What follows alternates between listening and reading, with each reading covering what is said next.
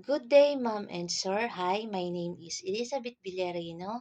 I'm 40 years old. I'm married. I have three children, two girls and one boy. I live at Batangas City, Philippines. My first experience work as a domestic helper in Saudi Arabia. I served seven members in the family, two adults and five children. My main duties are I preparing the children's breakfast and I bringing and picking up to them school. When I come back, I start cleaning the house, washing them clothes, cooking, ironing them clothes, marketing, cleaning the car, and sometimes I gardening and I teaching the children study. And my second experience work as a domestic helper in Hong Kong. I serve four members in the family, two adults and two children.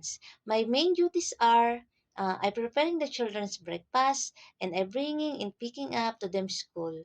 And when I come back, I start cleaning the house, washing them clothes, cooking, ironing them clothes, and every day I go to market and every day I clean the car and sometimes I teach the children study. I hope you moms are like me because I need this job for my children to support a better life. I'm honest, trustworthy, and I'm a strong person.